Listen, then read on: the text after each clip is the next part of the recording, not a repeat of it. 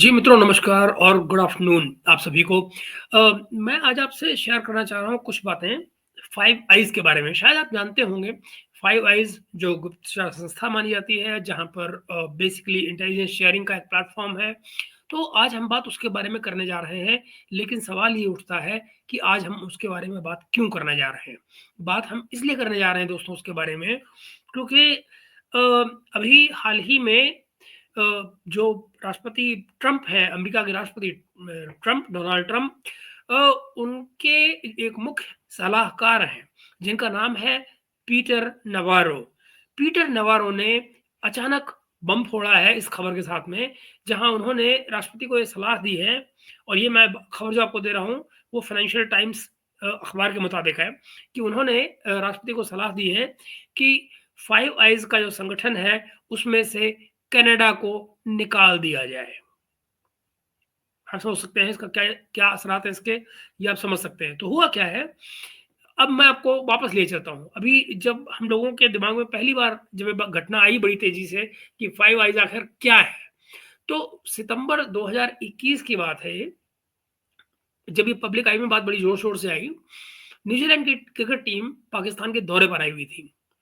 रावलपिंडी में दोनों टीमों के बीच में एक वनडे मैच होने वाला था। मैच शुरू होने से बस कुछ मिनट पहले न्यूजीलैंड की टीम ने ऐलान किया कि वो फील्ड में नहीं उतरेगी और उसके कुछ ही घंटे बाद वो अपना बोरिया बिस्तर बांधकर पाकिस्तान से बाहर निकल गई।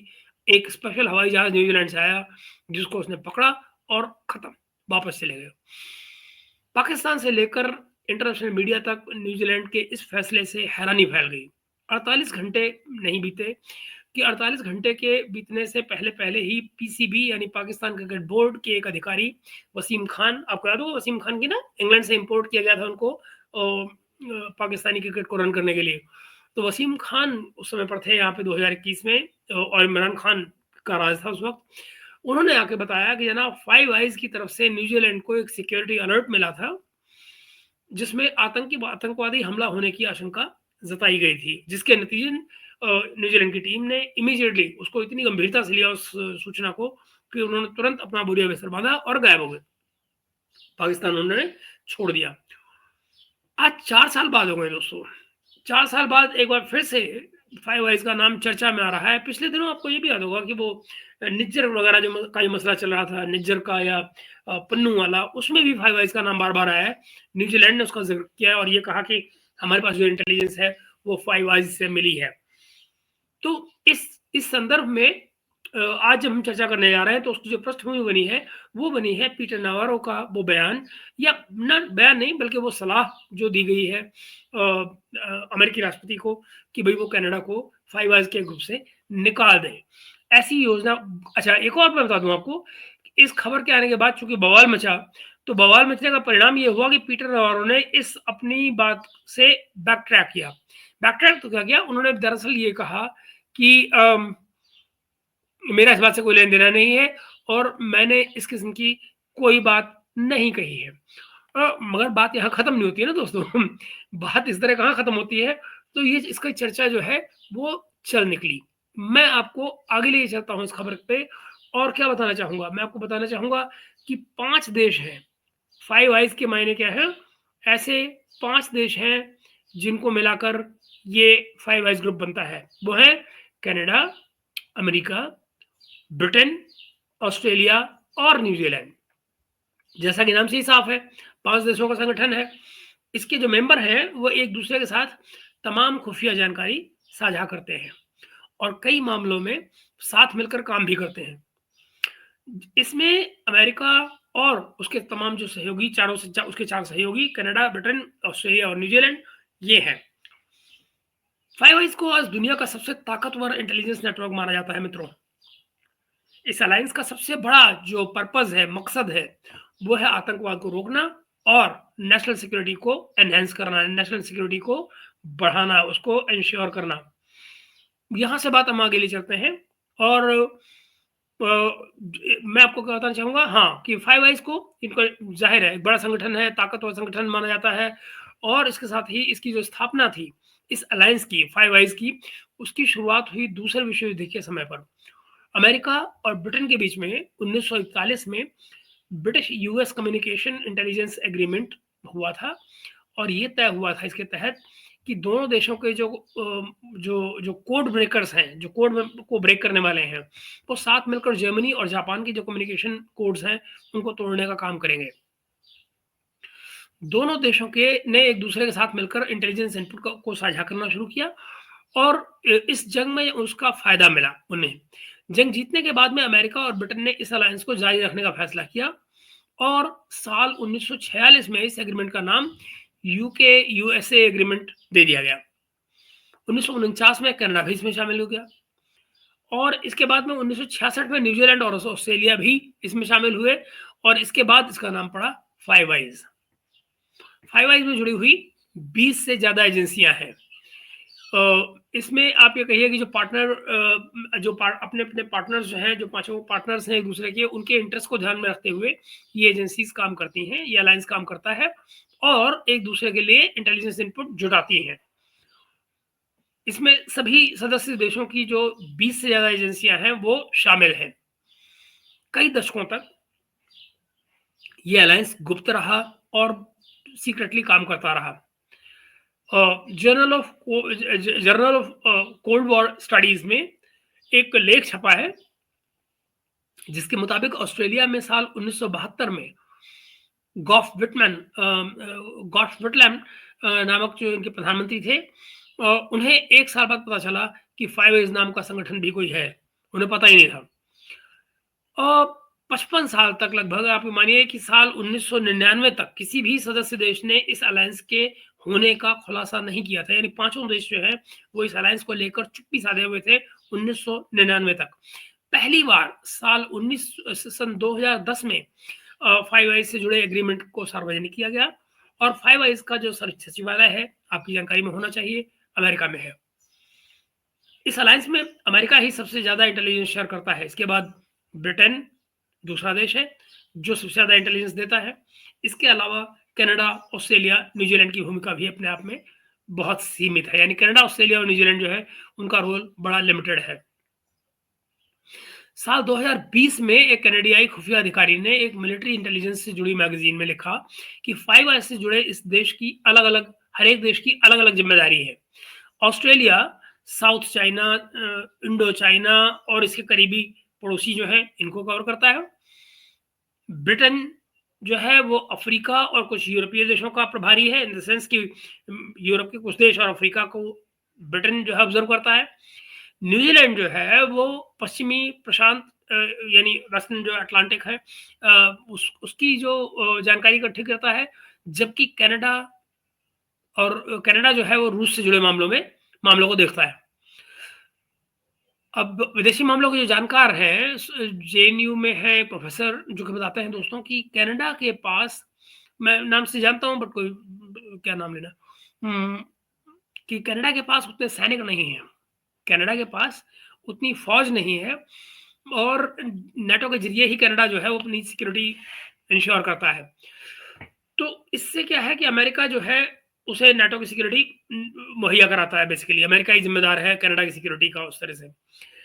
तो कनाडा और अमेरिका के बीच फिलहाल जो ट्रेड है और जो टैरिफ का जो मामला है, इसको लेकर चल रहा है विवाद और उस विवाद से आप अच्छी तरह परिचित हैं। सो मच सो कि ट्रंप ने कई बार इंसल्ट भी किया है ऑलमोस्ट इसको, ट्रूडो को, जो कि कनाडा के प्रधानमंत्री हैं। तो ये जो टैरिफ का उनके खिलाफ काम चल रहा है और अब क्या हुआ है कि जो इस सलाह आई है कनाडा को इस फाइव आइज से निकालने वाली बात, तो हो सकता है कि ये इसी का हिस्सा हो कि जहां पर अमेरिका अब कनाडा को उस तरह का भाव नहीं दे रहा है। ऐसा करके ट्रंप जो है वो कनाडा को अपनी शर्तों पर लाना भी चाहते हो। ये भी एक कारण हो सकता है कि भाई इस तरह की स्टेटमेंट देकर वो अंडर प्रेशर लाना चाह रहा हूँ कनाडा को कि भाई या तो हमारी बात मानो या हम तुम्हें बाहर कर देंगे, या हम जो कुछ भी कर सकते हैं वो करेंगे। कनाडा अपनी सुरक्षा के लिए और तमाम खतरों से निपटने के लिए, सिक्योरिटी को मजबूत करने के लिए काफी हद तक फाइव आइज पर डिपेंड करता है। इसमें जो शामिल देश हैं वो भले ही गठबंधन के तमाम तहत जो है युद्ध नीति के क्षेत्र में और मदद ना करें, लेकिन एक दूसरे को ऐसी अहम जानकारियां मुहैया कराते रहते हैं जिससे बड़े खतरों को टालने में मदद मिलती है। ट्रंप के जिस सलाहकार का मैं आपको नाम बताया, पीटर नवारो, इन्होंने कनाडा को फाइव आइज नेटवर्क से बाहर करने की बात कही है, उनका प्रस्ताव है ये। उनके मुताबिक कनाडा की जो रक्षा क्षमता है कनाडा के जो सुरक्षा मानकों के मुताबिक नहीं है, यानी कि वो अपने सर पे पड़ जाएगा अगर इनको कोई मुश्किल आ गई तो कनाडा को। कनाडा इस अलायंस में सबसे कम योगदान देता है। कनाडा को गठबंधन से बाहर करने से अमेरिका को फायदा होगा। ये बात कहनी है पीटर नवारो की। अ, अब इससे आप कहेंगे कि इससे नुकसान क्या हो सकता है? मान लीजिए कि अगर इनको हटाया जाता है कनाडा को, तो उससे क्या नुकसान हो सकता है? नुकसान ये होगा दोस्तों कि ट्रंप के जो जो जो इस सलाह के मुताबिक कनाडा के पास चूँकि खुद को हिफाज़त करने के लिए कोई साधन नहीं है, कोई संसाधन नहीं है, रिसोर्सेज़ नहीं है, तो चीन जब आर्कटिक में अपनी मौजूदगी अब बढ़ा रहा है, तब उसे अलायंस से बाहर करना खतरनाक हो सकता है, ऐसा मानना है कुछ लोगों का जो अमेरिका में एक्सपर्ट है इसके। ये कहा जा रहा है कि कनाडा जो है अपनी सीमित क्षमता के बावजूद कहीं ज़्यादा काम करता है, अपनी क्षमताओं से ज़्यादा काम करता है कम से कम। और अगर हम इतिहास पर नज़र डालें, तो सैन्य मामलों में कनाडा अमेरिका का सबसे अच्छा सहयोगी अब तक रहा है। इसके अलावा मित्रों, आप ये देखिए निज्जर वाले मामले में भी इसका नाम आया था, फाइव आइज़ का।